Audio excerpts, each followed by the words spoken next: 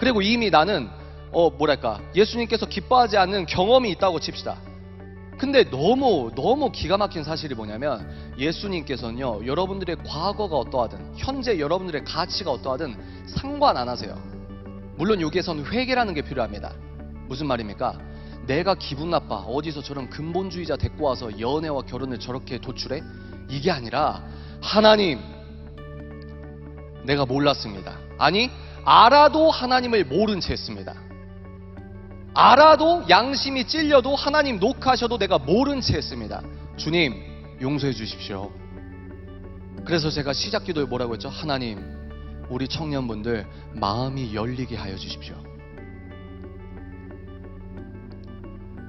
눈에 보이는 인간적인 강사 말에 기분 나쁜 게 아니라, 눈에 보이지 않으시지만 나를 위해 눈물을 흘리고 계신 아버지 하나님의 눈물을 보게 해주십시오.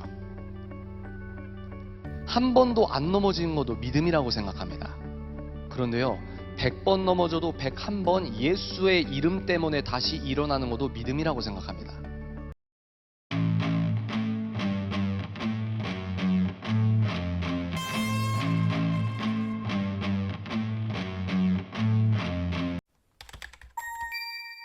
기도하고 시작하겠습니다. 아버지 하나님, 감사합니다. 이 거룩한 예배 시간에 우리가 함께 모여 하나님께 순결한 청결한 영광을 올려드리길 소원합니다. 우리 이 시간에 아버지 하나님, 다시 한번 거룩을 회복하게 하시고 다시 한번 성결을 회복하게 하는 귀한 시간이 될 수 있도록 은혜를 내려 주십시오.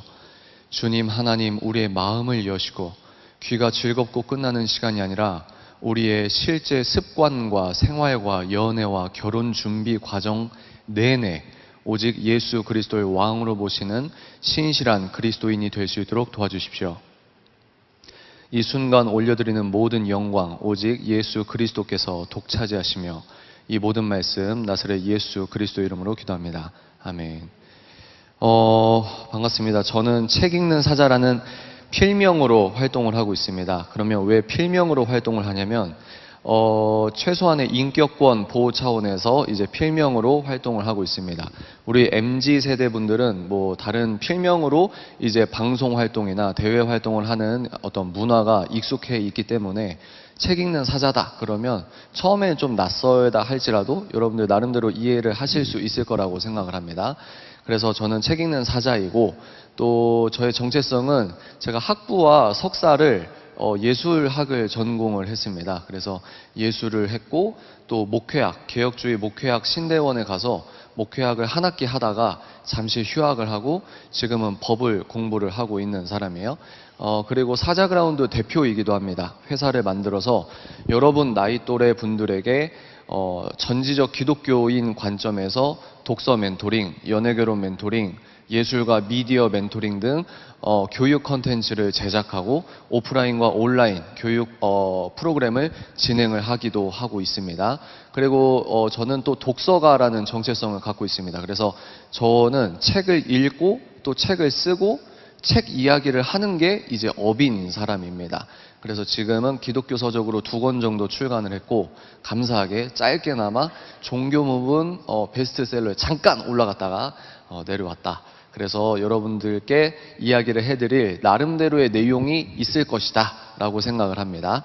그리고 결혼은 제가 언제 했냐면 27 정도에 했어요. 그래서 지금은 2014년도에 결혼을 했으니까 2014년 3월부터 이제 카운팅을 시작하면 이번 연도가 이제 결혼 10년 차 이제 진행이 되고 있는 부분입니다. 괜찮으세요? 네. 그래요. 그래서 이런 사람이다 라는 말씀을 드립니다. 그래서 연애 결혼에 대해서 제가 생각을 많이 하고, 왜 이런 주제에 대해서 제가 관심을 갖게 됐냐면, 20대 때 여러분 그런 생각 해본 적 없으십니까? 기독교인이면 어떻게 연애를 해야 되지? 여러분들 들어본 적 있으세요? 그런 강의를? 물론 요즘에는 그런 강의를 하시는 전문가들이 되게 많은 것 같긴 하지만 제가 20대 때만 하더라도 어떻게 하면 연애를 잘할 수 있을까? 크리스천은 어떻게 연애를 해야 될까? 어떻게 결혼을 해야 될까? 결혼과 연애는 우리가 복음적으로 어떻게 해석할 수 있을까? 이런 내용에 아주 시원하게 답을 해주시는 그런 뭐랄까 기독교 서적이나 이런 것들이 약간 좀 미미했던 그런 시기였습니다. 그리고 또 뭡니까? 여러분들이 연애하고 결혼할 때 데이트를 하잖아요. 연애를 하실 때 저는 의구심이 든 게 그거였어요. 왜 기독교인이 저 영화관에 가서 저 영화를 보는 걸 데이트라고 말하지? 라고 하는 그런 의구심. 그러면 기독교인들에게 데이트란 무엇일까? 이런 여러 가지 우리의 실생활에 부딪히는 그런 고민들. 그러니까 우리가 예배당에 모여서 예배를 드리는 버전은 다 착해요. 다 얌전하고 다 홀리한 것처럼 보입니다. 그죠? 아니에요? 여러분 지금 잘 듣고 계세요? 화난 거 아니죠? 네. 그래서 우리가 요 예배당 안에서는 다 홀리한 것처럼 보이지만 하나님께서는 우리의 외형과 외모를 보지 않으시고 불꽃 같은 눈동자로 우리의 마음의 동기를 보십니다. 그래서 여러분들이 저 예배당 문 밖을 나가는 순간 주일 버전의 내가 아니라 월, 화, 수, 목, 금, 토요일의 버전에 내가 거기에서도 예배자로 살 수 있을 것인가? 이게 관건이라고 봅니다. 그래서 기독교인이라면 평일에 어떻게 살아야 되지? 거기서 반드시 부딪히는 접점이 무엇일까요? 연애와 결혼이라는 겁니다. 여기 계신 분들 중에 기혼자도 있을 수 있고 미혼자도 있을 수 있지만 제가 한번 조사를 살짝만 해보도록 하겠습니다. 지금 학부생이다. 있으십니까? 학부. 네. 팔은 있으세요? 팔 있어요? 네. 학부. 아, 좋습니다. 저는 이제 학부를 졸업했다. 오케이. 아, 좋습니다. 오케이. 이제 어떤 톤으로 얘기를 해야 될지 감을 잡았어요. 그래서 우리가 전지적 기독교인 관점에서 연애와 결혼을 어떻게 할 것이냐라는 진지한 문제를 다뤄볼 텐데, 저는 어떤 강연을 주제를 잡고 하더라도 인식론부터 시작을 합니다. 인식. 세계관이라고 하죠. 그래서 내가 어떤 안경을 쓰고 살아가는 것이냐 이거부터 시작해서 이런 변증 방식을 전제주의적 변증이라고 합니다. 그러니까 창세기 1장 1절이 진짜고 사실이고 역사라면 우리는 이렇게 살아야 하는 것은 아닌가라고 여러분께 화두를 던져 드릴 거예요. 그러면 연애와 결혼 문제가 왜 우리의 영적 신앙생활에서 매우 중요하냐? 제가 유튜브를 또 찍고 있기도 하다 보니까 크리스천 청년분들의 편지, 메일 내용을 많이 받습니다. 거기에서는 목사님 자녀분도 계시고요. 장로님, 권사님 자녀분도 계시고요. 4대째, 5대째 신앙의 어떤 가문의 자녀분들도 계시고요. 선교사님 자녀분들도 계시고요. 당대 믿음도 계시고요. 또 모태신앙도 계시고요. 너무나 다양한 청년들이 수많은 편지를 보내시는데 그 편지가 100통이라고 한다면 90통 정도는 연애와 결혼에 대한 문제입니다. 그리고 우리처럼 역사를 가진 교회에서 오랫동안 신앙생활을 하면은 우리가 알게 모르게 여기도 인간들이 모여있는 공동체이기 때문에 평판과 체면을 신경을 쓸 수밖에 없습니다. 너무 쓰다 보면 그것도 문제가 되겠지만 공동체, 사람이 모인 곳에서는 우리가 자연스럽게 그렇게 될 수밖에 없다는 거죠. 그리고 오랫동안 신앙생활을 하면 어떻게 됩니까? 여기에서는 나름대로 소문도 빠를 거예요. 맞습니까? 소문도 빠르고 야 누가 사귄대, 누가 깨졌대, 누가 삼수했대, 누가 취업했대 이런 내용들이 돌고 돈다는 거죠. 근데 핵심적인 문제는 뭐냐면 여러분 사단의 실제를 믿으십니까? 사단이 실제한다고 믿으세요? 믿으세요? 네. 사단의 목표가 뭡니까? 사단의 목적이 뭐예요? 사단이 실제한다고 믿으시잖아요. 그러면 그 사단이 얘가 활동하는 주 목적이 뭘까요? 영원한 죽음으로 여러분을 인도하는 겁니다. 표면적인 죄 몇 번 더 짓고 이것도 중요하겠지만 본질적으로 사단이 여러분 목덜미만 보는 그 본능적인 원초적인 초목표는 뭐냐면 여러분에게 영원한 죽음을 선사하는 거예요. 예수 그리스도를 믿는 믿음을 지우거나 마모하거나 변질시키는 게 사단의 목적입니다. 그러니까 연애 결혼을 그냥 뭐 생활적으로 뭐 특강 한 번 이게 아니라 연애 결혼을 통로로 여러분들이 교회를 다니는 믿음이 와해되거나 변질된다고 하면 연애는 통로일 뿐 결과적으로 교회를 떠나는 사단의 주요 매개가 우리 크리스천들의 연애가 될 수 있다는 겁니다. 실제로 어떤 메일까지 받아봤냐면 어떤 교회는 남자 한 분 때문에 여자 3분이 교회를 나갔어요. 그런데 팬데믹이 찾아왔습니다. 내가 교회를 떠났어요. 소문이 두렵고 상처가 너무 크고 교회를 떠났는데 팬데믹 시즌 때 교회 다녀야 되는데 하면서 3년이 흘렀습니다. 그럼 나도 모르게 가난한 크리스천이 되거나 아니면 나에게 상처 준 저 남자의 인격, 저 여자의 인격이 잘못일 텐데 그 남자 또는 여자에게 기독교를 투영하는 겁니다. 그러니까 기독교 자체의 실증이 날 수도 있겠고요. 그럼 결과적으로 뭡니까? 우리가 연애라는 통로를 통해서 하나님을 사랑하는 마음과 교회를 실제로 왔다 갔다 하는 예배를 올려드리는 그 집중력이 와해되고 변질된다면 이것은 대한민국에서 크리스천 생활을 할 때 연애와 결혼은 곁가지 문제가 아니라 여러분들의 굉장히 실존적인 문제라는 겁니다. 이해가 되십니까? 여기까지 이해가 되세요? 여러분 반응을 좀 해주십시오. 네, 이해가 되세요? 네, 좋아요. 그래서 우리가 오늘 말씀 여러분들 보신 게 창세기 1장 27절, 28절인데 하나님께서는 남자와 여자를 창조하셨습니다. 믿으십니까? 생물학적 성 개념으로 남자와 여자, 성은 몇 개밖에 없죠? 2개예요. 그죠? 그런데 우리는 더 놀라운 게 뭐냐면 창세기 27장 이전까지 쭉 올라가서 창세기 1장 1절을 우리가 살펴보길 원합니다. 창세기 1장 1절 다 한 목소리로 이 소리로 내서 한번 읽어보도록 하겠습니다. 시작. 태초에 천지를 믿으십니까? 여러분 창세기 1장 1절이 팩트와 트루라는 거 믿으세요? 창세기는 역사서라는 거 믿으십니까?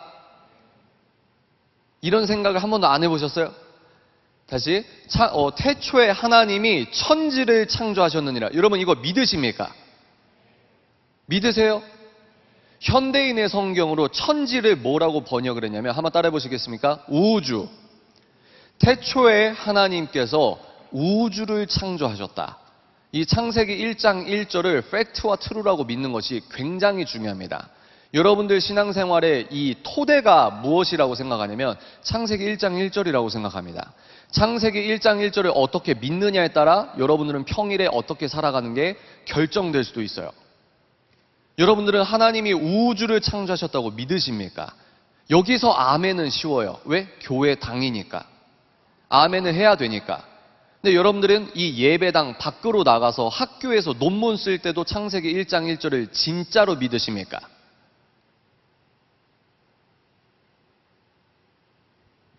이 문 밖에 나가서 내가 회사 생활할 때도 부장님과 함께 식사하고 커피 타임 때도 창세기 1장 1절을 팩트와 트루라고 믿으십니까? 여러분들의 종교 생활, 내가 입술로는 이쪽은 아멘하고 평일에 내가 생활 영역에 가서 여기서 아멘하는 세계관은 따로 있지 않으십니까? 여기에 연장선으로 예배당에서 우리가 거룩하길 원한다. 여러분들 아까 찬양하실 때 내가 밟는 모든 땅이 하나님의 주권, 하나님의 영광이 됐으면 좋겠다고 얘기하는데 내가 밟는 땅 중에 뭐가 있습니까? 연애와 결혼 준비와 결혼 생활이 있단 말이에요. 근데 내가 연애라는 땅을 밟는데 여기에서 주권은 나에게 있다는 겁니다. 근데 교회 와서 찬양은 어떻게 하죠? 내가 밟는 모든 땅을 오직 주께 영광 받으십시오라고 두 손 들고 찬양은 하는데 교회당 문 밖에 나가면 어떻게 한다고요? 내가 밟는 연애라는 영역의 땅은 내가 주인이고 하나님 잠깐만 비켜주세요. 연애라는 영역의 주권은 나를 소환하게 되는 겁니다. 연애라는 땅에선 내가 주인인 거예요. 내 연애, 내가 행복하고 내가 느낌이 줘야 되고 내가 쾌락을 얻어야 되고 여기에서 이제 문제가 되는데 여러분 약간 좀 진지할 수 있어요. 약간 진지할 수 있지만 이제 본격적으로 이 전제를 여러분께 말씀을 드렸기 때문에 시작을 하도록 하겠습니다. 그럼 뭐가 문제냐? 제가 여러분께 말씀드릴 수 있는 건 뭐냐면 우리는 결함 있는 기독교 세계관이라는 안경을 쓸 가능성이 농후하다는 겁니다. 어떤 세계관이요? 결함 있는 기독교 세계관. 반대되는 개념이 뭘까요? 온전한 기독교 세계관. 세계관이 뭘까요? 여러분 한 번만 따라해 주시겠습니까? 안경. 여러분 빨간색 안경을 쓰면 세상이 뭐로 보이죠? 파란색 안경을 쓰면 뭐로 보이죠? 그러면 기독교 유실론 세계관 안경을 쓰고 자연과 인간을 보면 이 자연과 인간은 누가 만드셨습니까? 그럼 무신론, 유물론 안경을 쓰고 이 우주와 인간을 보면 이 우주와 인간은 어떻게 만들어졌습니까? 여러분들이 그걸 생각하셔야 돼요. 교회 예배당에서 쓰는 안경 따로, 예배당 밖에서 학교 친구들과 얘기할 땐 이 기독교 세계관이나 안경을 벗으면 안 된다는 얘기를 하는 겁니다. 여러분들의 취업 준비를 할 때도 기독교 세계관의 안경을 써야 되고, 여러분들이 연애를 할 때도 기독교 세계관이라는 안경을 쓰고 여러분들의 연애 지침을 따라가야 한다는 거죠. 그래서 창세기 1장 1절을 팩트와 트루라고 믿느냐, 이게 굉장히 중요한데, 기독교적 안경이 무엇이냐, 기독교 세계관이 도대체 무엇이냐, 세계관은 안경이다 이렇게 가볍게 말할 수도 있고, 인식의 준거 틀이다 이렇게 말할 수 있고, 잠재의식 속에 여러분들이 옳다 그르다라고 하는 가치 판단의 기준이 세계관이다 이렇게 말할 수도 있습니다. 창세기 1장 1절을 팩트와 트루라고 믿는 기독교인들의 세계관의 요소를 보도록 하겠습니다. 한번 따라해볼까요? 유실론자. 여러분들은 누굽니까? 유실론자입니다. 여러분들은 유실론자예요. 유실론이 뭡니까? 신이 있다. 신이 어디에 있어요? 왜 있어요? 어떻게 있어요? 신이 뭘 하고 있습니까? 자, 이 박스를 기억하십시오. 이 박스가 굉장히 중요하거든요. 이 박스는 한번 따라해보실까요? 우주. 한번 따라해보실까요? 물질계. 우린 물질 세계 안에 있습니다. 맞죠? 우리가 이건 관념론적으로 그냥 귀가 즐겁고 끝나는 얘기가 아니라 우리의 실제에 대한 이야기를 하고 있는 겁니다. 지금 우리는 지구라는 행성에 살고 있어요. 그죠? 그리고 지구라는 행성의 동북아시아라는 땅덩어리에 여러분들은 수원이라는 지정학적 위치에 중력에 의해서 붙어 있습니다. 그리고 우리의 개념으로 주일이라고 해서 주일 성수를 지키기 위해 이 자리에 이 자리에 있게 된 거예요. 여기까지 오케이? 그러면 우리는 이 물질계 안에 지금 존재하고 있는데, 이 물질계엔 뭐가 있냐면 자연과 인간이 있습니다. 자연이라고 하면은 초록색 뭐 좋은 거 아니야? 이런 게 아니라 여기서 자연은 물질을 말합니다. 그러니까 우리가 태어났는데 내가 인간이에요. 주위를 돌려보니까 물질계 안에 있습니다. 근데 난 인간이에요. 그러면 이 자연과 인간의 기원이 뭐냐 했을 때, 다시 우리 이 자연과 인간의 기원이 뭐냐 했을 때, 유실론자 뭐냐면 이 우주를 지적인 존재가, 이게 굉장히 중요합니다. 여기서 지적인 존재가 한번 따라해 보실까요? 의도와 목적. 의도와 목적을 갖고 이 우주, 물질계와 여러분들을 만들었다고 믿는 겁니다. 그리고 이 지적 존재를 사람들은 뭐라고 하냐? 신이라고 하는 거죠. 근데 요즘은 이 지적 존재를 외계 생명체 개입설을 이제 아이비리그의 전문가들이라고 하는 사람이 여러 막 논문을 쓰고 우리 이 큰 우주에 우리밖에 없는 게 상식이냐 이러면서 외계 생명체 개입설을 얘기하는데, 이건 차치하도록 하겠습니다. 우리는 이 지적 존재를 신이라고 하고, 신은 이 물질계와 인간을 의도와 목적을 갖고 만들었다. 인간은 그 지적 존재를 신이라고 한다. 기독교인은 뭐다? 유실론자다. 여러분들의 정체성을 제가 설명해 드리는 거예요. 두 번째 한번 따라해 보실까요? 유일신론자. 반대되는 게 뭐죠, 여러분? 다신론자죠. 우린 다신론자가 아니라, 또 무신론자가 아니라, 무신론자는 여기 반대네요. 우리는 다신론자가 아니라 유일신론자다. 우리가 믿고 있는 유일신이 누구십니까, 여러분? 이 신이 누구세요? 한번 따라해 볼까요? 성삼위 하나님. 그러면 여기 3자 들어가는데 왜 유일신이에요? 그러면 신학적으로 위격이 세 분이다 뭐 이렇게 되는데, 이제 우리는 그 시간이 아니니까 넘어가도록 하겠습니다. 우리는 다시 리마인드 한번 해볼까요?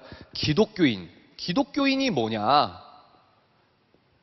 한국 크리스천, 특히 2030 MZ세대의 모태신앙 또는 MZ세대 크리스천들의 가장 약점이 뭐냐면, 본인이 뭘 믿고 있는지 몰라요. 왔다 갔다 오랫동안 해서 체득적으로 뭔가 예수님을 만난 경험도 있는 것 같고, 찬양하면서 뭔가 뜨거운 느낌을 한번 경험해 본 적도 있는 것 같은데, 내가 뭘 믿고 있는지, 그럼 이게 왜 진리인지 지적인 탐구를 할 수 있는 어떤 환경도 아닐 뿐더러 여러분들도 그런 노력을 많이 하지 않습니다. 그러니까 내 신앙생활이 피상적인 신앙생활에서 머물다 끝날 가능성이 커요. 피상적인 신앙관을 여러분들이 유지하면 어떻게 되냐? 이제 피상적으로 예배 한 번 드립니다. 내 감정이 뜨거우면 좋은 거예요. 피상적으로 예배 드리다가 학교에서 리처드 도킨슨이나 아니면 뭐 리처드 도킨슨의 만들어진 신, 이기적 유전자, 또 뭡니까? 칼 세이건의 우주론, 또 뭡니까? 유발 하라리의 사피엔스, 뭐 이런 세상적인 석학들이 쓴 책은 디테일하고 논리적이란 말이에요. 내가 피상적으로 예수 믿다가 전공서적 보면은 이제 내가 생활이 이분화되거나 아니면 껍질만 왔다 갔다 하거나 아니면 썬데이 크리스천이 됐다가 점점 내가 무신론자처럼 살아간다는 겁니다. 여기에서 아멘도 하고 여기서 아멘 하는데 점점 내가 이쪽으로 끌려가는 거예요. 우린 유일신론자다. 기독교인이 뭐냐? 여러분들 여기 왜 앉아 계십니까? 왜 앉아 계세요? 뭘 믿고 있습니까? 하나님? 그 기독교가 주장하는 신이 왜 참신입니까? 우리 기독교인은 유신론자고 유일신론자다. 그 유일신은 누구시다? 성삼위 하나님이시다. 믿으십니까? 그러면 여러분 한번 생각해 보세요. 이 물질계를 딱 한 분이 만들었대요. 다시. 이 물질계를 딱 한 분이 만들었는데 그러면 이 한 분의 속성이 중요합니까? 안 중요합니까? 엄청나게 중요하지 않겠어요? 다시. 이 물질계를 우리 인간과 이 물질, 이 우주라는 세상을 천지를 창조하신 하나님 딱 한 분밖에 없다고 우린 믿는데 그러면 이 천지와 인간을 만드신 하나님의 정체성이 어마무시하게 중요하다는 겁니다. 동의하십니까? 그래서 우리는 이 하나님의 이 속성, 아주 중요한 속성 두 가지만 볼 텐데요. 한번 따라해 보실까요? 인격신. 우리가 믿는 성삼위 하나님은 인격신이십니다. 인격신. 그러면 인본주의적인 사람들은 뭐냐면 그래 뭐 우리가 인격적이니까 하나님도 인격적인 부분이 있겠지 이게 아니고 신본주의와 인본주의의 차이는 뭐냐면 인본주의는 모든 지적인 탐구를 본인 관점으로 하는 거예요. 근데 신본주의적인 성도들의 특징은 뭐냐면 모든 어떤 지적 탐구나 인생에 대한 의미 부여나 어떤 해석을 하나님 중심으로 하려고 노력하는 사람입니다. 그러면 우리가 창세기 1장 27절 28절을 여러분들은 진리라고 믿어요. 아멘이십니까? 여러분 창세기가 역사서고 진리고 팩트라는 거 믿으세요? 굉장히 중요한 부분이거든요.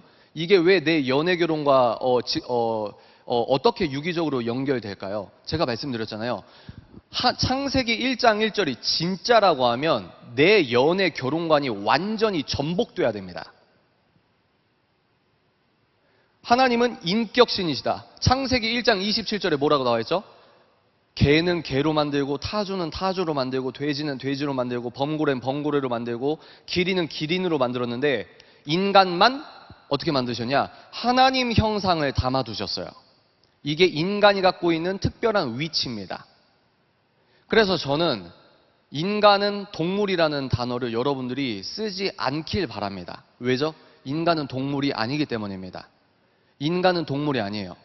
창세기를 믿는 사람들은 인간은 동물이 아닌 인간만의 독특한 뭡니까? 영적인 위치가 있다는 거예요. 인간은 동물이 아닙니다. 그리고 인간은 인격적인 존재입니다. 왜 그럴까요? 우리를 지으신 하나님이 인격신이신데 인간에게만 하나님 형상을 담으셨기 때문입니다. 그래서 우리가 하나님과 인격적 소통이 가능한 겁니다. 이해가 되십니까? 그래서 우리가 믿는 신은 인격신이고 그리고 그 신께서 우리에게만 하나님 형상을 담으셨기 때문에 우리가 하나님과 인격적 소통이 가능한 거다. 그리고 두 번째 속성, 이게 굉장히 중요한데요. 한번 따라해 보실까요? 사랑신. 한번 크게 한번 따라해 보실까요? 사랑신. 요한일서 4장을 보면은 하나님은 뭐라고 기술되어 있습니까? 하나님의 15번째 닉네임이 사랑이에요? 아니면 하나님이 사랑이십니까? 여기에 사랑이란 단어가 있네요? 그러면 우리의 연애 결혼이란 이 사랑이 연관이 있습니까? 엄청나게 연관이 있죠. 여기서부터 기독교인의 연애와 결혼관이 시작된다고 봅니다. 뭐죠? 우리가 믿는 신은 사랑신이라는 겁니다. 그냥 이렇게 논박할 수 있어요. 야! 교회에서 손들고 아멘하는 아가페 사랑이랑 내가 뽀뽀하고 껴안는 에로스 사랑은 다른 거지. 어떻게 생각할까요? 이 이분법을 여러분들이 깨시길 바랍니다. 예수 그리스도 보혈의 능력으로 이 이분법의 벽을 깨셔야 돼요. 왜? 창세기 1장 1절이 진짜이자 역사이자 진리라면 우리가 느끼는 모든 감정의 본 출처는 하나님이시기 때문입니다. 아멘이십니까? 그리고 그 하나님은 사랑신입니다. 우리의 연애와 결혼은 여기서 시작하는 거예요. 사랑이 뭐야? 라고 친구들과 대화할 때나 애인이랑 대화할 때 여러분들이 어떻게 대답하셔야 되냐면 사랑은 하나님이야. 야, 털서 무슨 교회 밖에서 그런 얘기를 해. No! 우리의 신앙과 생활이 뜯어진 이 이분법을 이분법적 신앙생활을 여러분들이 합일시해야 한다고 생각합니다. 내가 밟는 연애라는 땅도 주인이 하나님이셔야 된다는 거예요. 인생의 목적이 무엇입니까? 6글자로 축약할 수 있다고 생각합니다. 여러분들의 인생의 목적이 무엇입니까? 한번 따라해 보실까요? 오직 주께 영광. 연애의 목적이 무엇입니까? 오직 주께 영광. 결혼의 목적이 무엇입니까? 오직 주께 영광. 취직의 목적이 무엇입니까? 오직 주께 영광. 어떤 사람은 이런 얘기 들으면 숨 막혀. 무슨 기독교인들은 아니 그럼 내 사생활은 없어? 근데 우리는 뭐라고 하죠? 온 땅의 모든 영역에 주님의 주권을 올려드립니다. 주님의 주권을 회복하길 바랍니다. 하나님 나라가 이루어지길 바랍니다라고 하는데 자꾸 내 영역은 이건 사생활이니까 여기는 주님 내가 좀 주인 될게요 이러고 있다는 거예요. 돌아와서 우리는 사랑신이다. 우리가 믿는 성삼위 하나님, 유일신께서는 하나님이다. 그러면 실존주의자들은 뭐라고 합니까? 이 드넓은 우주에 인간은 피투된 존재야. 너 우리의 의미와 삶의 목적을 어떻게 찾아? 그래서 실존주의자들은 뭐라고 합니까? 무신론적 실존주의자 뭐라고 해요? 네 선택이 답이야. 네 의지적 선택이 곧 선이야. 이렇게 얘기하는데 우린 그게 아니에요. 이 우주와 인간을 보니 우리 이 우주와 인간을 만드신 분은 인격신이자 사랑신인 여호와 성삼위 하나님께서 말씀으로 이 우주를 창조하셨구나. 이걸 우리가 믿고 있다는 겁니다. 이해가 되시죠? 그리고 세 번째 속성 한번 따라 보시겠습니까? 성경적 종말론자. 여기서 요즘에 반대되는 종말론자들이 있습니다. 뭘까요? 우리는 성경적 종말론자인데 반대되는 말이 뭔지 아세요? 환경론적 종말론자들이 요즘에 많습니다. MZ세대 분들 특히 환경에 대해서 되게 예민하신데 저는 음모론자는 아니에요. 근데 책을 읽는 게 이제 직업이다 보니까 많은 책들을 읽게 되면 여러분들이 정보를 흡수하는 곳이 이제 주류라고 하면 나머지 반쪽에서 논문 쓰고 아주 열심히 활동하는 나머지 반쪽의 과학자들도 많습니다. 근데 오늘은 이제 환경론에 대해서 이제 성경적 논박하는 시간이 아니니까 이거는 나중에 말씀을 드리고요. 우리는 성경적 종말론자다. 무슨 말입니까? 우리에게는 우리의 역사관은 정확한 처음과 정확한 끝이 있다고 하는 겁니다. 어떻게 끝납니까? 누가 다시 오십니까? 예수님. 여러분, 예수님은 역사적 인물이십니까? 예수님이 실제해요? 2000년 전에 팔레스타인 시골 마을에 본인을 신이라 주장하는 청년이 있던 게 사실입니까? 예. 예수님을 믿지 않는 역사학자들도 예수 그리스도의 역사성을 부인하지 않습니다. 예수님께서는 본인이 신이라고 메시아라고 주장하신 그 주장을 철회하지 않았기 때문에 십자가에 달려서 의과학적으로 돌아가셨습니다. 그리고 3일 뒤에, 사흘 뒤에 몸을 입고 부활하셨습니다. 예수님의 부활을 의미하는 예수 그리스도의 빈무덤 사건은 역사적으로 논증이 가능합니다. 이 말은 무엇입니까? 창세기 1장 1절이 팩트와 트루라고 하면 이것도 아멘이고 또 중심축이 또 한 축이 있습니다. 뭡니까? 예수 그리스도의 부활은 역사적 사건이라는 거예요. 사도 바울이 말합니다. 예수 그리스도의 부활이 역사적 사실이 아니라면 우리처럼 불쌍한 사람들이 없다. 예수님께서 부활하셨습니다. 그리고 승천하셨고요. 때가 되면 다시 오십니다. 아멘이십니까? 여기에서 예수께서 다시 오셔서 뭘 하시죠? 따라해 보실까요? 심판이 뭡니까? 오른쪽과 왼쪽. 오른쪽을 너희들은 맞았어. 왼쪽에 있는 분들은 너희들은 틀렸어 라고 하는 거예요. 자, 여기에서 중요한 가치 기준이 나오는데 이 네 번째 속성 때문에 여러분들이 예수님을 믿는 게 힘들어질 수 있습니다. 한번 따라해 보실까요? 절대주의자. 기독교인들은 절대주의자입니다. 무슨 말이냐? 보세요. 예수님께서 옳고 그름을 심판하십니다. 예수님은 다시 오실 예수님은 심판주란 말이에요. 그러면 너희들이 옳았어, 너희들은 틀렸어라고 하는 옳고 그름의 가치 기준이 지금 누구시라고요? 예수님. 그 말은 뭡니까? 우리는 예수님께서 선이라고 하는 게 선입니다. 아멘이십니까? 예수님께서 아니라고 하는 건 아닌 거예요. 동의하세요? 여기까지는 여러분들이 그래, 너 말이 맞는 것 같아. 그러면 하나 더 나가볼게요. 한 글자만 더 붙여볼게요. 어떻게 되나 보세요. 예수님께서 선이라고 하는 것만 선입니다. 이것도 동의가 가능하시겠습니까? 다시, 예수님께서 선이라고 하는 것만 선입니다. 예수님께서 아니라고, 이건 죄라고 하는 건 인간의 주류 여론조사가 어떻든, 문화가 어떻든, 입법이 어떻든 예수님께서 아니라고 하는 건 끝까지 아닌 거예요. 예수님의 옳고 그름은 시대와 세대와 문화의 영향을 받지 않습니다. 동의하십니까? 그래서 우리는 움직이지 않는 성경을 진리라고 얘기하는 겁니다. 그러면 이게 연애결혼과 무슨 상관이 있을까요? 어마무시한 상관이 있죠. 인과관계와 상관관계가 둘 다 완전히 상관이 있죠. 왜 그럴까요? 보실까요? 예수께서 옳다고 하는 게 선, 예수께서 아니라고 하는 건 아니야. 이게 무슨 말이냐? 예수님께서 사랑이라고 하는 것만 사랑입니다. 세상이 이것도 사랑이야 라고 하는 세속적 사랑 기준이 있는데 예수님께서 이건 아니야 라고 하면 그건 사랑이 아닌 거예요. 크리스천은 예수 그리스도를 주인으로 따르십니까? 그럼 우리는 예수 그리스도께서 옳다고 하는 사랑 운동장 안에서만 연애하고 결혼하기 위해 부단히 힘써야 합니다. 성경은 이것을 성화라고 합니다. 그러니까 창세기 1장 1절을 내가 어떻게 믿느냐가 어마무시하게 중요한 거예요. 여기에서 이제 여러분들, 여기 계신 분들 모두 크리스천과 연애하고 결혼하시길 바랍니다. 왜냐하면 통계학적으로 여러분들 중에, 여기 앉아 계신 분들 중에 넌 크리스천과 연애하고 결혼할 가능성도 매우 많습니다. 매우 많아요. 이게 우리들의 실존적인 어떤 고민이자 문제일 수 있거든요. 자, 그러면 여러분들이 넌 크리스천과 연애하고 결혼할 때 넌 크리스천이라고 하는 분들의 안경은 무엇인지 빠르게 살펴보도록 하겠습니다.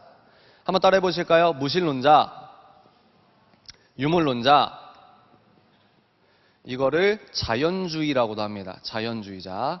자, 여기서 도출되는 게 뭐죠? 진화론자. 여기서 도출되는 철학적 지금 사상이 뭐죠? 상대주의자. 여기서 가치 판단의 옳고 그름의 기준은 움직이지 않는 누굽니까? 여러분, 오늘 제가 1시간 동안 얘기를 할 건데 다 기억이 안 나도 이 네 글자만 기억하시면 됩니다. 한번 따라해 보실까요? 오직 예수. 이 네 글자만 여러분들 기억하셔도 될 것 같습니다. 우리 기독교 세계관에서 안경을 쓰다 보면은 도출되는 결론이 뭐냐?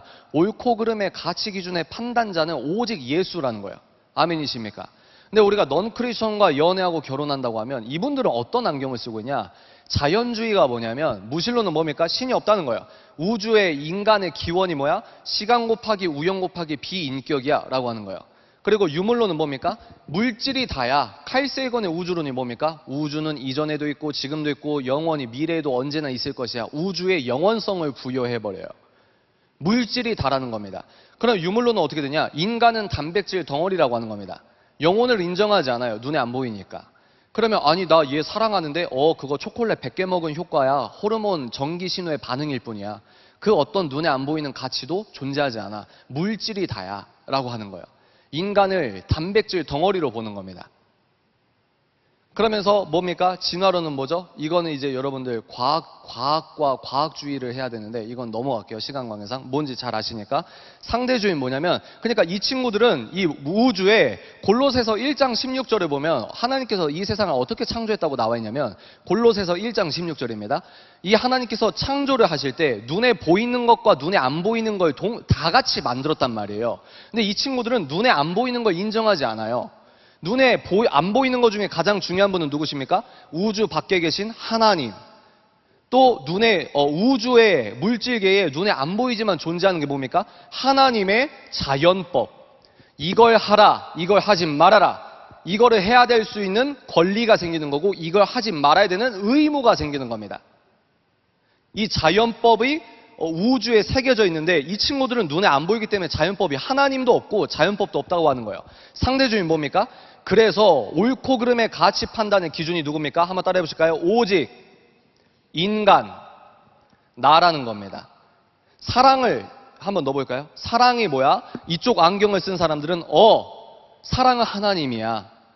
사랑은 예수님이야. 예수님 안에서만 참 자유를 얻을 수 있어. 이쪽 안경은 뭡니까? 사랑이 뭐야? 인간들이 만든 개념을 따라가는 거예요. 결혼을 한번 넣어볼까요? 결혼. 이쪽 안경을 쓴 사람은 결혼이 뭡니까? 창세기는 역사서예요. 하나님께서 아담과 하와 우리 인간을 위해서 하나님께서 결혼이라는 제도를 선물을 하셨습니다. 그럼 뭐냐? 결혼은 인간들이 만든 아이디어가 아니라 하나님이 주신 선물이 결혼이에요. 근데 이쪽 월드에서 이쪽 안경을 쓴 사람은 뭐라고 합니까? 결혼을 뭐라고 해요? 재산 증식에 유리하게끔 인간들이 만든 아이디어고 더 나아가서 가부장제를 존속하기 위한 인간들이 만든 아이디어 중 하나가 결혼이야. 이렇게 되는 거예요. 완전히 다릅니다. 여기서 금이라고 하는 걸 여기선 변이라고 하고 여기서 변이라고 하는 걸 여기서 금이라고 합니다. 상대주의가 뭡니까? 옳고 그름의 가치 판단이 나라는 거예요. 그래서 도출되는 결론이 뭐죠? 야, 니도 맞을 수 있고 나도 맞을 수 있고 너도 틀릴 수 있고 나도 틀릴 수 있잖아. 근데 왜 너는 너가 진리라고 주장하는 기독교만 나에게 강요해? 제 애인은요, 넌 크리스천인데요. 제가 크리스천 애인이랑 사귀어봤을 땐 정말 크리스천이라고 말하는데 너무 비인격적이고 매너도 없었어요. 근데 넌 크리스천이긴 하지만 너무 매너 있고 인격적이고 너무 좋아요. 라고 해서 결혼을 딱 했단 말이죠. 근데 내가 생명처럼 귀하게 여기는 예배와 관련된 것들, 예배 생활을 이분은 어떻게 여기냐면 내가 자꾸 매너 있고 젠틀하게 양보해주는 하나의 카테고리 중에 하나로 보는 겁니다. 이해가 되십니까? 성격 차이도 있을 수 있어요. 결혼하고 나면 성격 차이가 있기 때문에 다툴 수도 있습니다. 근데 이건 조율하면 되는 문제예요. 근데 여기에서는 인격적인 대화가 된다고 보십니까? 저는 개인적으로 인격적 대화가 힘들다고 봅니다. 왜? 보는 세계관이 완전히 반대이기 때문입니다. 처음부터 끝까지 완전히 다릅니다. 그래서 저는 이걸 뭐라고 표현하냐면 영적인 충돌이다 이렇게 표현하거든요. 영적인 충돌이다. 그래서 성경은 어떤 걸 지지합니까? 되도록 크리스천은 크리스천과 연애하고 결혼하라. 그래서 여러분 이 차이를 굉장히 중요해요. 여기에서 도출되는 결론은 가치 판단이 오직 예수. 예수께서 사랑이라고 하는 것만 사랑이다. 여기 뭡니까? 오직 가치 판단의 주체가 오직 인간. 우리가 이제 이게 사랑이라고 하면 사랑이야. 야, 남자랑 남자가 뽀뽀해도 되잖아. 그 기독교라는 그 가치 체계라는 박스를 넘어와. 넌 지금 모태신앙이야? 기독교 세계관이, 기독교 가치 판단이 너무 내면화돼가지고 그 내면화된 정신 구조물 밖으로 와. 이게 해방이야. 이게 자유고 이게 행복이야. 너가 좋은 대로 해. 너가 기분 좋은 대로 해. 왜? 너 가치 판단에서 네가 주인이잖아. 너가 좋으면 그게 도덕적인 선이야. 이제 우리 인간들이 새로운 윤리 기준을 만들 거야. 성경에서 아니다 그러다? 야, 그런 얘기 하지 마. 촌스럽게. 아직도 너 기독교 세계관을 쓰고 평일 사회에 나와서 교회에선 너 종교의 자유 때문에 알아서 예수 믿어, 알아서 손들고 찬양해. 근데 왜 실제 영역에서 그걸 나에게 강요하고 나 상처받게 그런 얘기를 하니?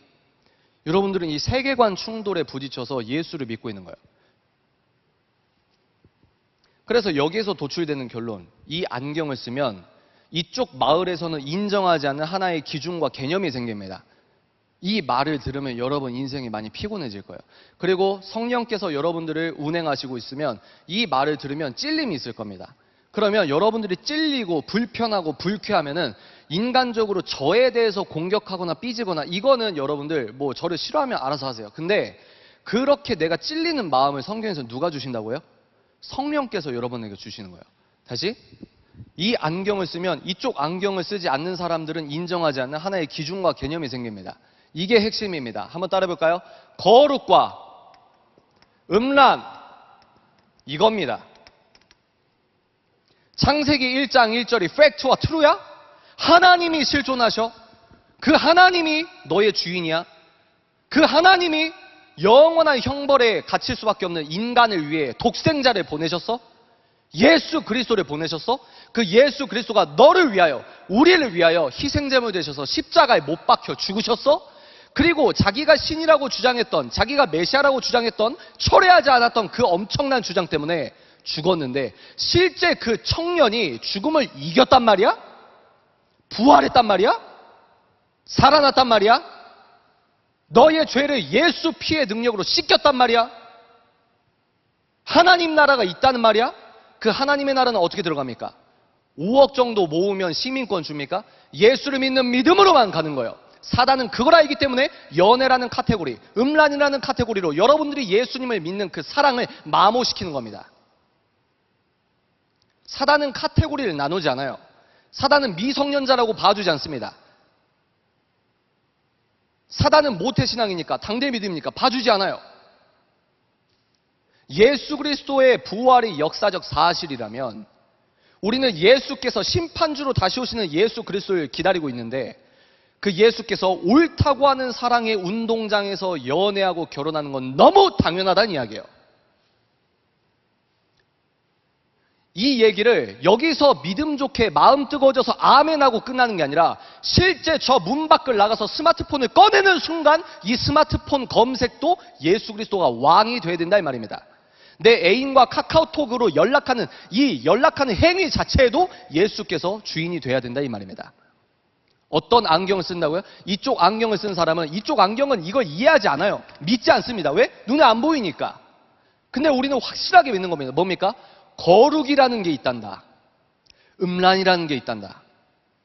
세상은 음란도 사랑이라고 할 거야. 하지만 음란은 아버지께서 기뻐하시는 사랑이 아니란다. 거룩을 하나님께서 기뻐하신단다.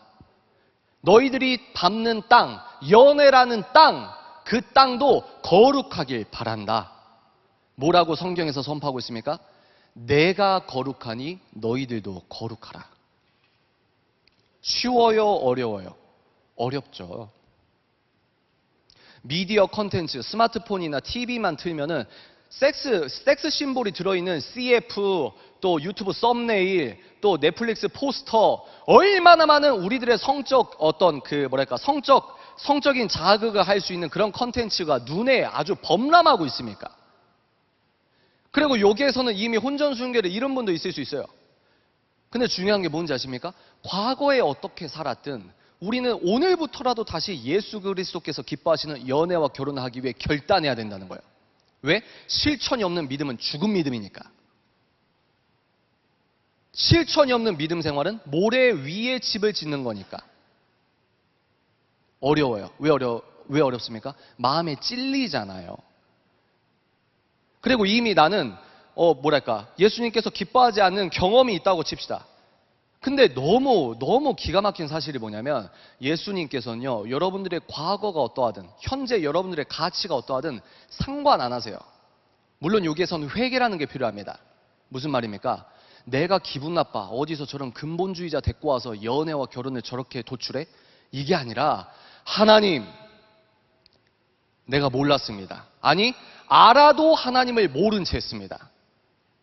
알아도 양심이 찔려도 하나님 녹화하셔도 내가 모른 채 했습니다. 주님, 용서해 주십시오. 그래서 제가 시작 기도에 뭐라고 했죠? 하나님, 우리 청년분들 마음이 열리게 하여 주십시오. 눈에 보이는 인간적인 강사 말에 기분 나쁜 게 아니라, 눈에 보이지 않으시지만 나를 위해 눈물을 흘리고 계신 아버지 하나님의 눈물을 보게 해주십시오. 한 번도 안 넘어지는 것도 믿음이라고 생각합니다. 그런데요, 100번 넘어져도 101번 예수의 이름 때문에 다시 일어나는 것도 믿음이라고 생각합니다. 싸우라는 거예요. 우리의 적이 누굽니까? 눈에 보이지 않는 사단입니다. 우리는 싸우는 자입니다. 에베소서 6장을 기억하십시오. 성령의 전신갑주가 그냥 느낌 뜨겁고 관념론적으로 끝나는 그냥 종교 경전이 아니라, 우리가 실제 연애와 결혼, 실생활, 미디어 컨텐츠를 소비하는 소비자 입장에서도 오직 예수 그리스도 성령의 전신갑주를 취하셔야 된다 이 말입니다. 왜죠? 내가 하나님께서 기뻐하지 않는 음란이라는 행위를 통해 쾌락만 쫓는 그 행위를 통해 내가 미혹될 수 있기 때문입니다. 여기가 이제 1부고요. 이제 사랑에 대해서 진지하게 알아보도록 하겠습니다. 이 오직 예수 네 글자 꼭 기억하세요. 그러면 사랑이 뭐냐? 기독교인에게 사랑이 뭐야? 기독교인에게 결혼이 뭐야? 기독교인에게 연애가 뭐야? 오늘 이 얘기를 하고 마치도록 하겠습니다. 여러분들 괜찮으세요? 잘 듣고 계십니까? 뭔가 좀 뭔가 뭐라고 해야 되지? 뭔가 무서운데 재밌죠? 뭔가 짜증나고 불쾌한데 좋죠? 왜? 우리 마음 안엔 악한 마음도 같이 있기 때문이죠. 그죠? 그래서 우리가 궁극적으로 토로해야 될 이 기도 내용이 뭐냐면, 오호라 나는 공고한 자로다. 주께서 내 구글 검색어를 아시나이다. 주께서 넷플릭스 시청 기록을 아시나이다. 내가 주일에 손들고 주님께 예배 드리는 그 마음을 아시지 않습니까? 내가 사랑하는 내 애인과 쾌락을 쫓고 모텔에 대실 가가지고 서로 껴안고 있었다는 거예요. 오호라 주여, 이 오호라 나는 곤고한 자로다. 이 고백이 터져 나올 수밖에 없어요. 주님 사랑하는 마음은 있는데 내 마음 안에 또 다른 마음이 있습니다. 오호라 나는 공고한 자입니다. 주여 도와주십시오. 여기서 은혜가 필요한 거 아니겠습니까? 제가 여러분들한테 이거 틀렸어요, 저거 틀렸어요 딱 끝나서 내려가면 저는 율법주의자가 되는 거예요. 그래서 우리에게 은혜가 필요합니다. 여러분과 제가 뭐가 다를까요? 요즘 청년들은 뭐라고 이 논박할 수 있죠? 야, 네가 그렇게 높은 윤리 기준을 설정하는데 네는 깨끗해? 어떻게 얘기할까요? 깨끗한 사람만 이 강단에 설 수 있으면 지구상의 강단에 설 수 있는 사람은 없습니다. 제가 왜 이런 얘기를 할까요? 제가 10대 때, 제가 20대 때 이런 책 읽는 사자 아저씨가 해주는 말을 30분이라도 들었어도 저는 좀 더 하나님께서 기뻐하시는 인생을 살았을 것 같습니다. 누군가는 스탠다드를 알려줘야 된다는 거예요. 이건 아니잖아. 이거잖아. 같이 해보자. 회개하자. 그럼에도 다시 일어나자. 제가 3달 전인가요? 이제 3달이 됐나요? 이 결혼 10년 차에 쌍둥이를 임신하게 되었습니다. 근데 실험관이 아니었어요. 주셨는데 임신을 했는데 쌍둥이에요. 그래서 제가 내가 쌍둥이 아빠가 된다는 이게 소화될 때까지 한 2주 정도 걸린 것 같아요. 왜냐면 갑자기 4인 가족을 부양을 해야 되니까 한 명이면 그나마 좀 내가 적응이 될 것 같은데 이걸 더블이죠, 더블. 야, 이거 어떡하지? 여러분 그거 아세요? 젖병 엄청 비싼 거 아세요?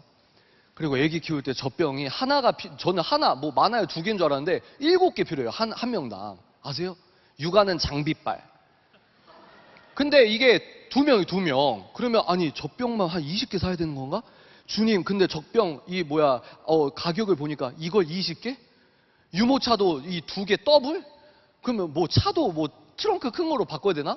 주님, 어떻게 해요? 살려주세요. 근데요, 그렇게 막 부동산 알아보고, 그러면 이 좁은 집에 도저히 못 사니까, 주님, 어떡합니까? 내가 돈도 없고 이 3살이를 이렇게 10년째 하고 있는데, 어떡합니까? 이 더블로 주셔서 기쁘긴 한데, 이거 어떡해. 근데 너무 갑작스럽게도, 유산을 해버렸습니다. 그래서 아내가 이제 유산을 알고 나서 정말 간호사가 의사 불러서 얘기하는데 드라마 볼 때 그런 모형 있잖아요.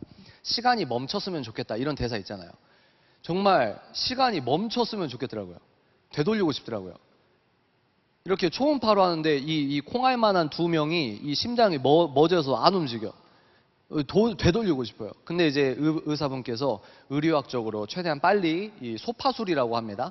최대한 빨리 이것을 정리하는 게 좋다 해서 그 소식을 듣고 오후 1시에 곧바로 수술을 했습니다.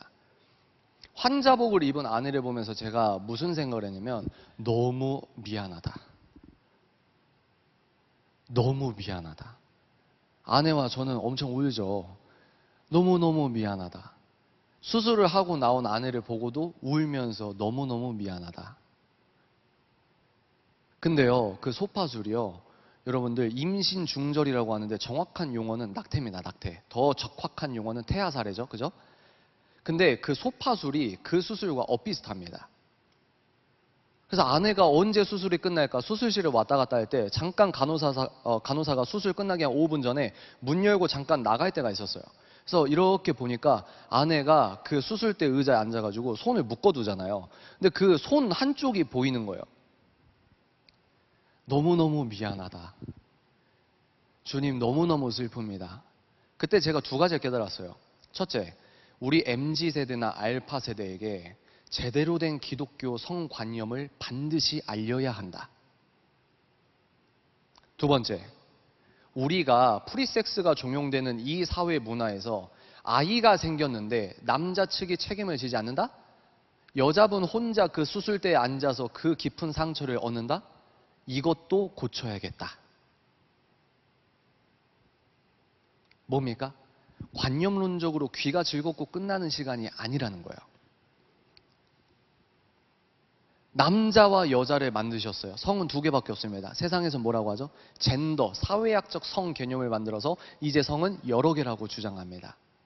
미국에서는 여권에서 이제 X가 표시돼요. 그게 뭔지 아세요? male, female, 남자, 여자뿐만 아니라 사회학적으로 48개의 성, 아니 200개의 성이 있는데 그 성에 속하면 X. 근데 그걸 말장난이 아니라 미국 초강대국의 국제 여권, 국제 신분증에 X라는 걸 표기하게 했습니다. 미국이 그러니까 라틴 아메리카가 다 따라가고 있습니다. 성경, 창세기가 역사라고 하면 기독교인들은 뭔가 움직여야 돼요. 이거 뭔가 이상한데? 그래서 여러분들 지금 네이버에서 가입하면 어떻게 됩니까? 이름 입력하시고 전화번호 입력하시면 그 다음 뭐가 나옵니까? 너 남자야 여자야 두 개 나오죠? 근데 이제 어플, 여러분들이 제가 비디오 편집 어플을 다운받아서 가입하려고 보니까 너 계정을 써. 구글 이메일이나 아이클라우드를 이메일을 써. 그 다음에 화면 넘어갑니다. 남자, 여자, 종속받지 않는 다른 성. 이게 번역돼서 그대로 이제 성이 3개, 4개, 5개, 6개 이렇게 되는 거예요. 대명사 문제 아세요? 나는 내가 생물학적 남자인데 근데 난 생물학적 남자지만 난 여자라고 생각해. 수술은 안 했어. 근데 난 여자야. 너는 내가 원하는 대명사를 불러줘야 돼. 나는 he가 아니라 she야. 넌 나에게 she라고 불러줘야 돼. 그래서 학교 교장 선생님부터 주민센터 공문서까지 이 사람이 주장하는 성으로 이제 사회학적 성으로 국가관과 입법 시스템이 바뀌고 있습니다.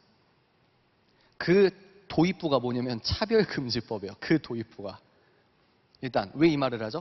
창세기 1장 1절이 팩트라고, 연애 결혼을 우리가 듣는데 이게 유기적으로 사랑이라고 하는 게 변질되고 오염되면서, 사랑이 오염되면서 내 연애 결혼, 더 나아가서 한국 사회의 MZ 알파 세대의 연애 결혼관 자체에 영향을 미치네.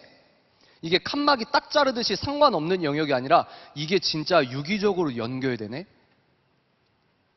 사랑이 무엇일까요? 요한일서 4장 7절 8절입니다. 사랑하는 여러분, 서로 사랑합시다. 사랑은 하나님에게서 왔습니다. 사랑하는 사람은 모두 하나님에게서 나서 하나님을 알지만 사랑하지 않는 사람은 하나님을 모릅니다. 이것은 하나님이 사랑이기 때문입니다. 이쪽 월드에서는 뭘 주장한다고요? 예수께서 옳다고 하는 운동장 안에서만 자유와 행복과 사랑을 누릴 수 있습니다. 근데 이쪽은 뭐라고 하죠? 그 울타리, 기독교라는 울타리를 벗어나야 행복, 자유, 해방이라고 합니다. 근데 사랑은 뭐라고요? 하나님이라는 거예요. 이 대답이 여러분들이 기초가 돼야 됩니다. 사랑이 뭐야? 하나님이야. 이게 어색하면 안 돼요. 사랑이 뭐야? 하나님이야. 왜? 난 창세기 1장 1절이 태초에 하나님이 천지, 우주를 창조하셨다는 걸 믿고, 성경은 진리인데 이 성경에서 뭐라고 자기 자신을 입증하냐면 우리가 믿는 하나님은 사랑신이거든. 그 사랑신의 신형상 담지자가 나거든. 사랑은 하나님이야. 여기부터 1번이라는 거예요. 그리고 제가 아까 뭐라고 했습니까? 이쪽에선 거룩과 음란이라는 개념이 생깁니다. 에베소서 5장 3절 읽어볼까요?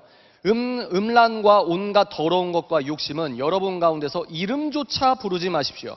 이것은 성도에게 당연한 것입니다. 이거 더 현대인으로 바꾸면 그겁니다. 성경에서 음란이라고 하는 영역은 검색조차 하지 마. 뉴스피드는 여러분들이 선택한 알고리즘 때문에 자꾸 보여지는 거예요. 너 알고리즘은 너가 옛날에 과거에 선택했던 너의 선택이 데이터 값으로 나오는 거야. 너의 이 뉴스피드, 이 바둑판으로 나오는 이 바둑판을 바꿔.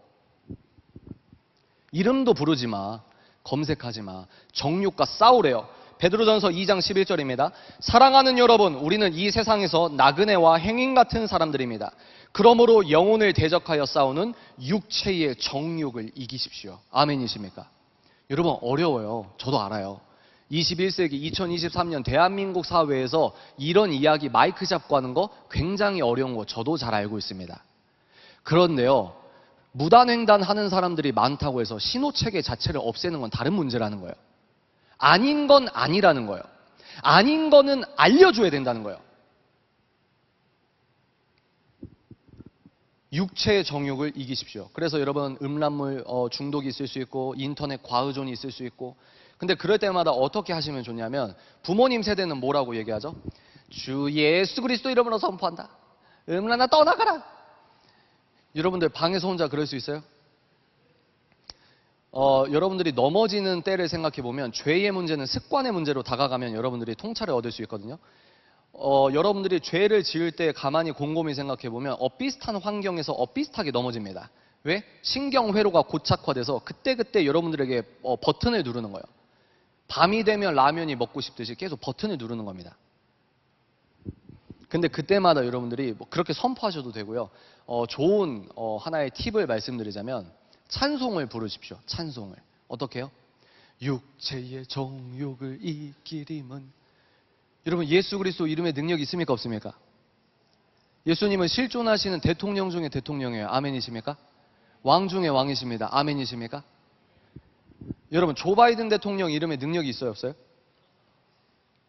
있습니다. 왜죠?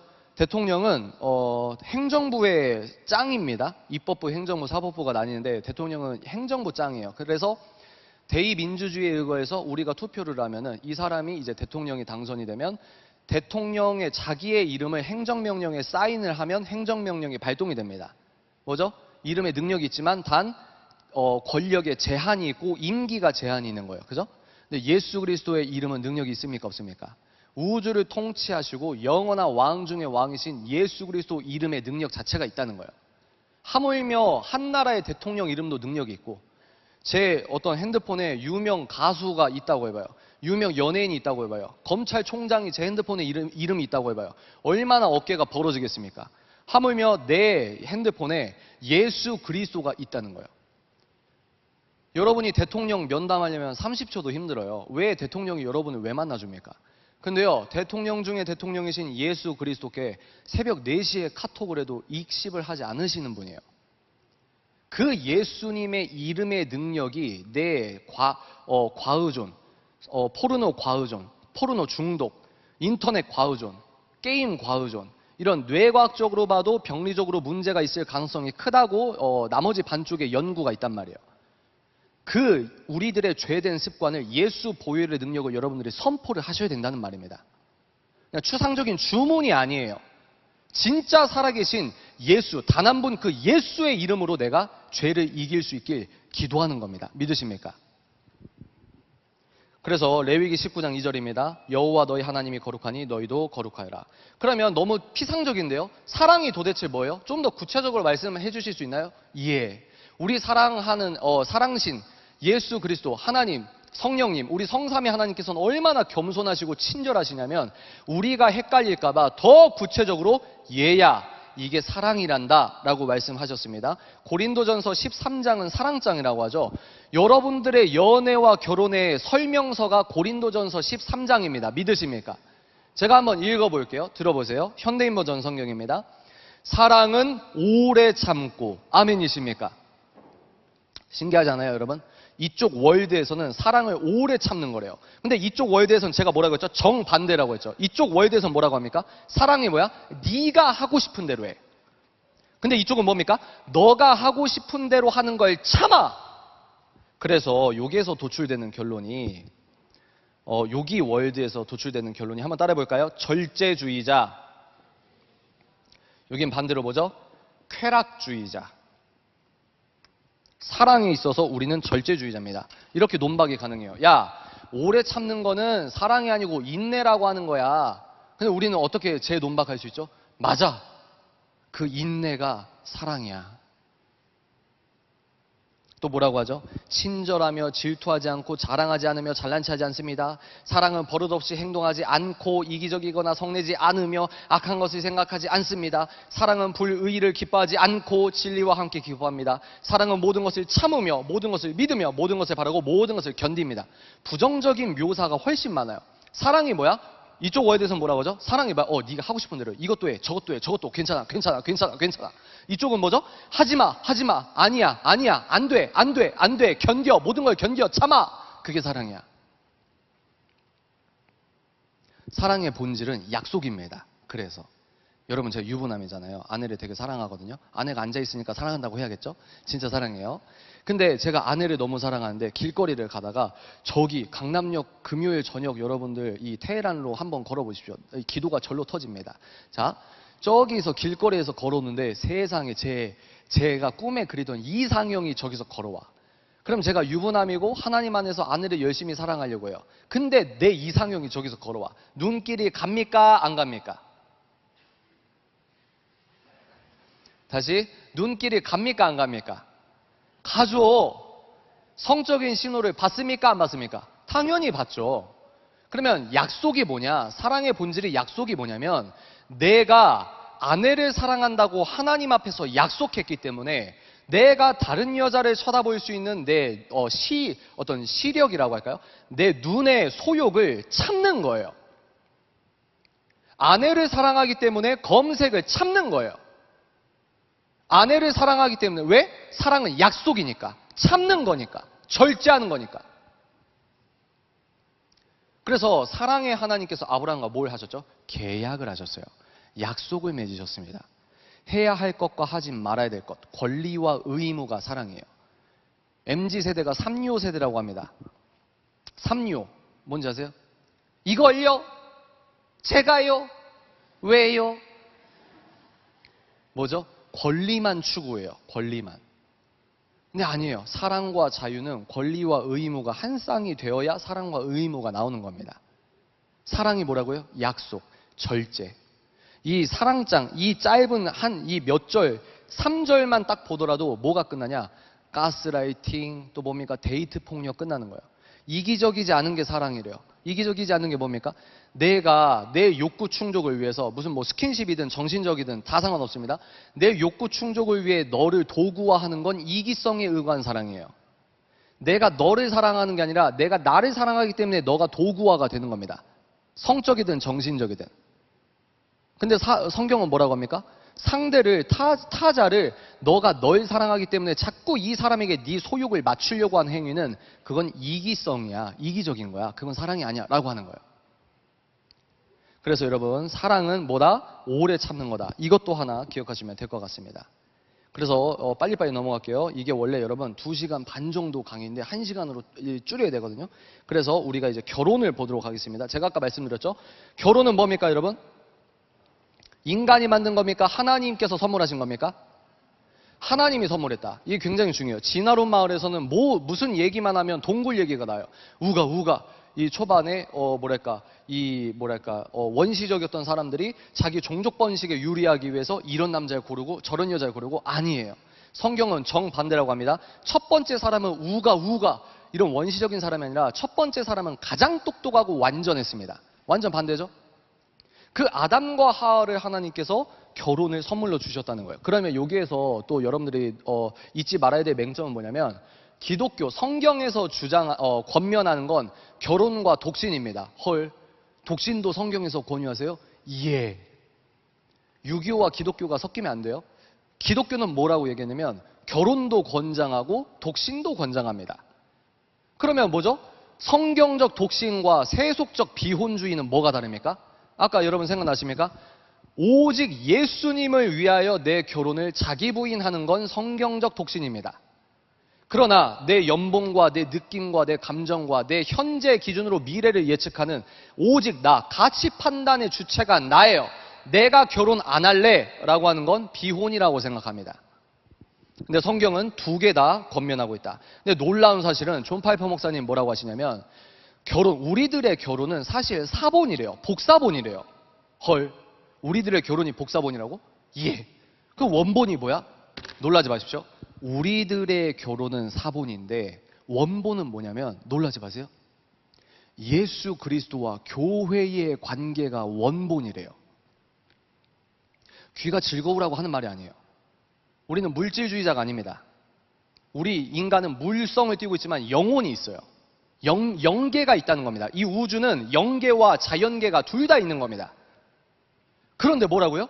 영적 비밀이 있는데 진화론적으로 우가 재산증식 유리하기 위해서 둘 합쳐서 재산증식에, 이게 아니라 내가 결혼 잘해가지고 이제 할부 12개월짜리로 내가 이제 백 안 사도 돼, 이게 아니라 성차별적인 단어가 아닙니다, 여러분. 뭡니까? 내가 결혼을 했는데 상대와 내가 알고 보니 복사본이고, 우리 결혼의 원본은 예수 그리스도와 교회의 관계를 투영하고 있다는 겁니다. 그래서 존 파이퍼 목사님 뭐라고 얘기했냐면, 우리들의 결혼은 예배의 연장선이 되는 거예요. 아까 제가 뭐라고 했죠? 결혼이 뭡니까? 결혼의 목적이 뭐예요? 오직 주께 영광. 결혼 생활의 목적이 뭡니까? 오직 주께 영광. 우리의 결혼은 사본, 예수 그리스도와 교회의 이 관계가 원본. 내 월, 화, 수, 목, 금, 토, 요일 아내와 함께 결혼 생활하는 게 예배의 연장선이라는 거예요. 싸울 수는 있습니다. 그러나 폭력적인 말이나 비속어나 아니면 폭력을 쓰거나, 이거는 그리스도인들이 멀리 해야 되는 거예요. 그래서 제가 읽어드릴까요? 원본은 하나님과 그 백성의 결혼 또는 그리스도와 교회의 결혼이며, 사본은 남편과 아내의 결혼입니다. 그래서 우리는 오직 주께 영광을 새기면서, 결혼이 뭐다? 인간이 만든 아이디어가 아니라, 왜죠? 인간이 만든 아이디어가 결혼이라고 하면 합리하면서 이제 결혼은 비합리적이야, 결혼은 비효율적이야 이러면서 결혼 말고 다른 아이디어를 제도화하자, 이제 이게 선이야 라고 할 수 있기 때문입니다. 그런데 웃긴 게 뭔지 아세요? 결혼은 비합리적이야, 비효율적이야. 근데 제가 뭐라고 논박하고 싶은지 아세요? 맞아요. 그런데요, 사랑은요, 본질이 비효율적인 겁니다. 사랑은요, 본질이 비합리적인 겁니다. 합리와 효율을 따졌으면 예수께서는 여러분을 위해 십자가에 돌아가지 않아요. 맞죠? 여러분의 과거나 현재 가치가 어떠하든 예수께서는 여러분 존재 자체를 그냥 사랑하시는 겁니다. 이걸 은혜라고 합니다. 그래서 어떤 남자분이 많냐면, 사귀었는데 얘가 혼전순결 지켰다고 해서 사귀었는데 저는 겨우겨우 지켰거든요. 근데 얘가 울면서 혼전순결 아니래요. 그때부터 정이 떨어져서 책상에 헤어져도 될까요? 그러면 꿀밤을 한 200대 때리고 싶어요. 왜죠? 정 떨어지고 뭐 하면은 그건 당신 알아서 하시고, 헤어지려면 당신 알아서 하시고. 근데 이건 기억하십시오. 상대의 과거나 현재 가치를 평가하면서 사랑하는 건 예수의 사랑은 아닙니다. 본인이 물질적으로 사랑하는 거예요. 본인의 영적 수준이 드러나는 겁니다. 근데 본인이 감당 못해? 그러면 알아서 하세요. 두 사람 알아서 하는데, 단 그런 식의 사랑은 예수의 사랑은 아닙니다. 그러면 마지막입니다. 연애가 뭘까요? 봅시다. 사랑은 하나님, 사랑은 오래 참음. 그래서 우리는 거룩을 향한 절제주의자. 결혼이 뭘까요? 인간들이 만든 제도가 아니라 하나님이 인간의 복을 위해 만드신 제도다. 그러나 성경은 결혼과 성경적 독신 둘 다 권장한다. 자, 세 번째. 그러면 연애가 뭘까요? 사랑이 잡혀야 결혼이 뚫립니다. 결혼이 잡혀야 그 다음 연애가 뚫려요. 연애는 시간 관계상 제가 빨리 말씀드리도록 하겠습니다. 한번 따라해 보실까요? 인격적 대화. 데이트가 뭐라고 생각하십니까? 딱 물으면 여러분들은 이미지만 연상될 거예요. 카페를 가는 거, 영화관 가는 거, 어디 해외여행 가는 거, 왜 이미지가 떠오를까요? 연애가 뭐라고 가르친 매개, 선생님이 누구냐면 매스미디어이기 때문입니다. 매스미디어에서 이미지로 잠재의식 속에서 계속 교육하는 거예요. 사랑하는 사람이랑은 이렇게 해야 돼, 저렇게 해야 돼. 근데 제가 묻고 싶은 게 그거예요. 연예인들이 간 유명 맛집 가는 게 왜 데이트야? 생각해 보셨어요? 그게 왜 데이트야? 누가 알려줬는데? 그게 왜 데이트야? 내 사랑하는 애인과 3박 4일 후쿠오카 가고 도쿄 가고 오사카 가고, 그게 왜 데이트야? 누가 알려줬는데? 여러분, 사탄적 매스미디어를 끊으시길 바랍니다. 절제하시길 바랍니다. 이 많은 PD와 영화 감독과 드라마 작가가 이쪽 세계관, 이건 아니죠? 아까 세속적인 세계관이라는 안경을 쓰고 본인 인간들이 만든 선의 기준으로 매스미디어 컨텐츠를 제작하고 있습니다. 우린 모든 걸 복음 필터링을 끼고 봐야 돼요. 여러분들이 거룩을 어떻게 하면 잘할 수 있을까요? 여러분들이 보는 사생활적 매스미디어 수도꼭지를 잠가야 됩니다.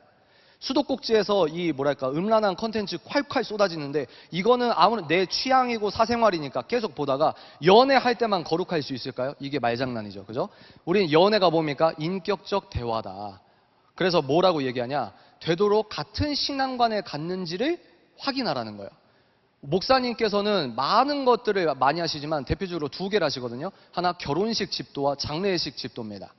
그러니까 청년들이 눈에 꿀이 떨어져요. 결혼한다고 해요. 목사님 줄에 서주세요. 막 눈에 꿀이 뚝뚝 떨어져. 널 사랑해, 널 사랑해.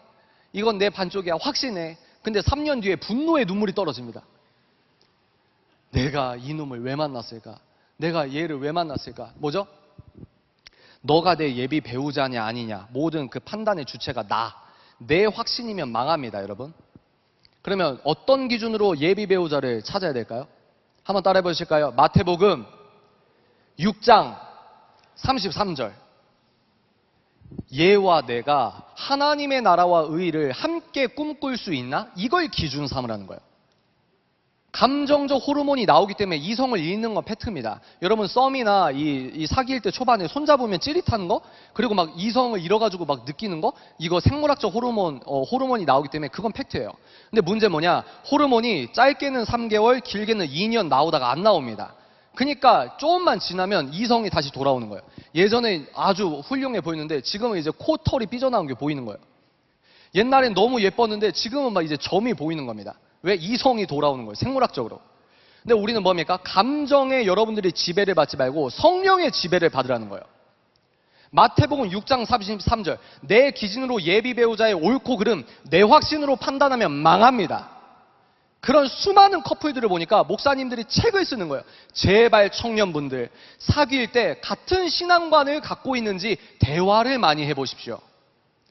인격적인 대화를 많이 해보십시오. 같은 신앙관을 갖도록 노력하십시오. 그래서 저는 굉장히 이상적인 연애와 결혼, 크리스천들의 연애가 뭐라고 생각하냐면 훌륭한 교회, 우리 수원 제일교회 맞죠?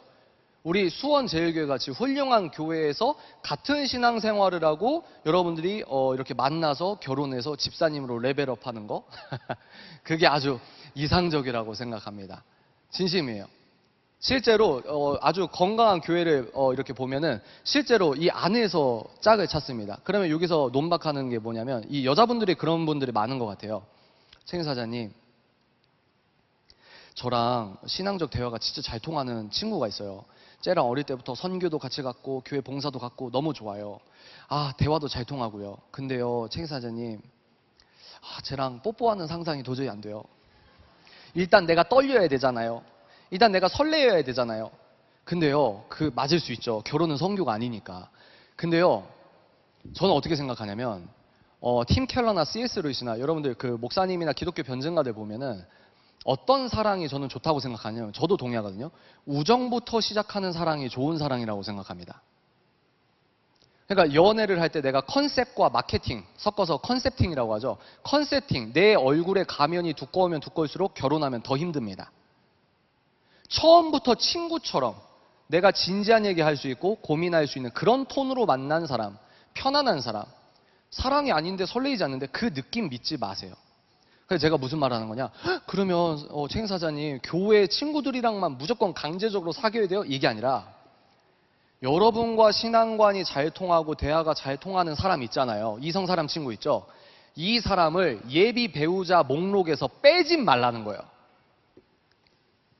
이해가 되십니까? 설레이지 않는다? 그 느낌, 감정 믿으면 망한다니까요.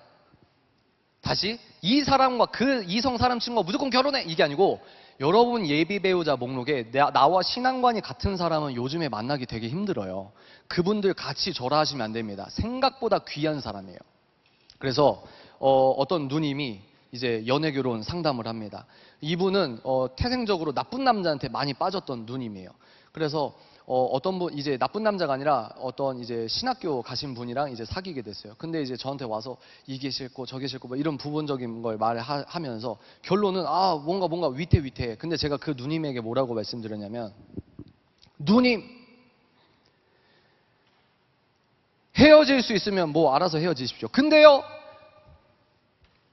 근데요, 누님 지금 헤어지시면 그렇게 신앙관이 잘 통하는 이성 사람 친구를 다시 만날 가능성은 미미하다는 건 알고 헤어지세요. 여러분 멀리서 찾지 마시고 마태복음 6장 33절 나와 함께 먼저 하나님의 나라와 의를 구할 수 있는 그 친구와 신앙관이 같은지 부단히 인격적 대화를 해보시라. 하나 더 나갑니다. 이 사람이 괜찮은지 안 괜찮은지 어디서 알 수 있냐면 이 사람의 지출 내역을 보면 됩니다. 그 사람의 돈을 쓰는 곳이 그 사람의 마음입니다. 그리고 뭐예요? 그 사람이 가족에게 하는 행동을 보십시오. 서로 썸일 때나 이 사귈 때 초는 서로 건강한 긴장감이 있으니까 잘해줘요. 근데 이 긴장감은 생물학적 호르몬이 안 나오거나 이제 남자든 여자든 이게 자연스러워진 이상 내가 가장 가까운 사람에게 함부로 하는 사람이 있어요. 너는 어차피 내 애인이니까 나는 이 사람들 신경 써야지. 그것도 이해 못 해줘? No! 안 됩니다. 훌륭한 인격적인 사람은 뭐냐면 내가 10년을 사귀든 20년을 함께하든 30년을 함께하든 내 1번은 이 사람이라는 거예요. 1번은 배우자. 이해가 되시죠? 그래서 여러분 오늘 제가 뭐라고 했죠? 기독교 세계관이란 안경, 그리고 기독교인에게 사랑이란, 기독교인에게 결혼이란, 기독교인에게 연애란.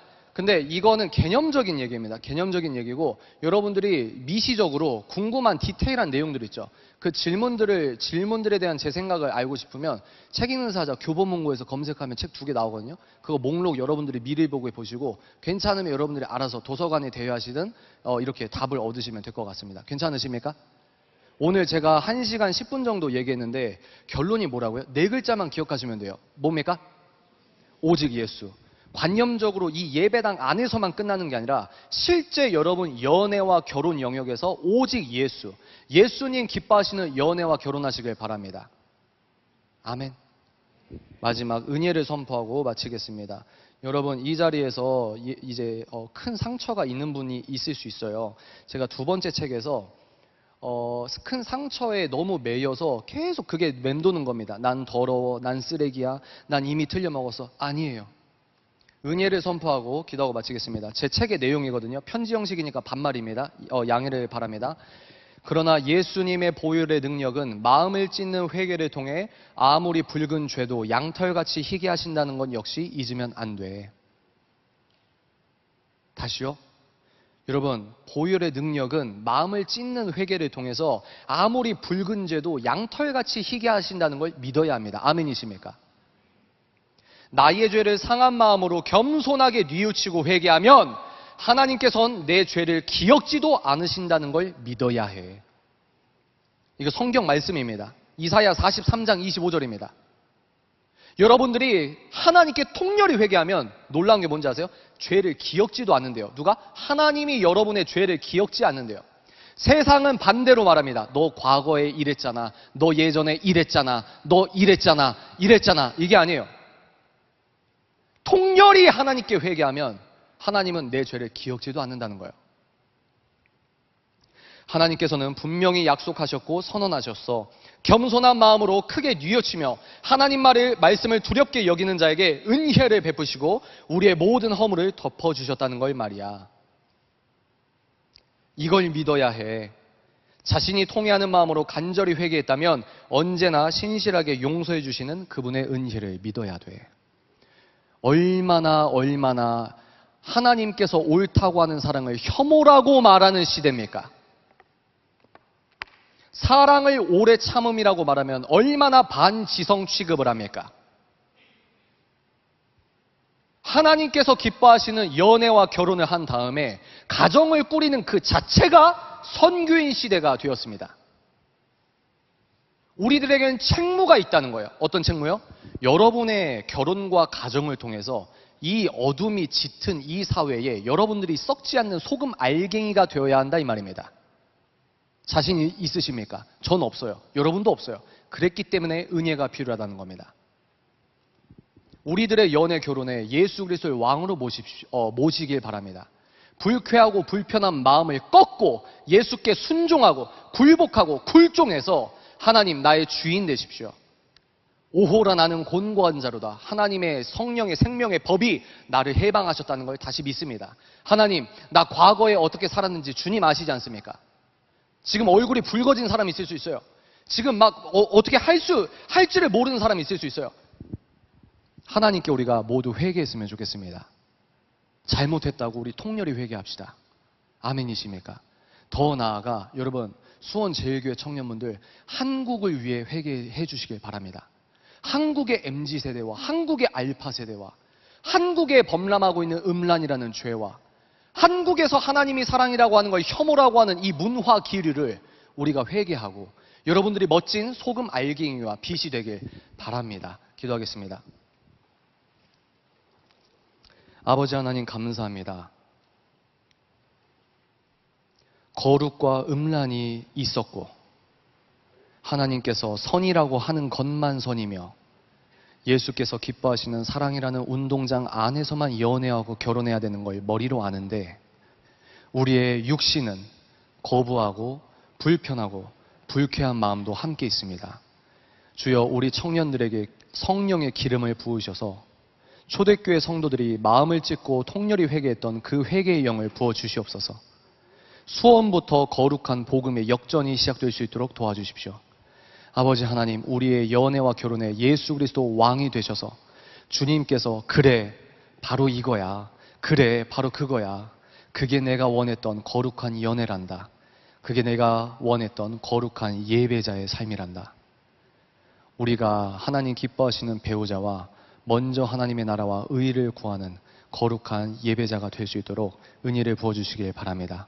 다시 한번 간곡히 하나님께 간청하옵기는 우리가 귀가 즐겁고 끝나는 시간이 아니라 실제 내 평일 가운데 습관과 생각의 발화가 바뀌게 하여 주십시오. 우리가 올려드리는 모든 영광 오직 예수 그리스도 한 분께서 독차지하시며 이 모든 말씀 나사렛 예수 그리스도 이름으로 기도합니다. 아멘. 박수 한번 할까요? 감사합니다.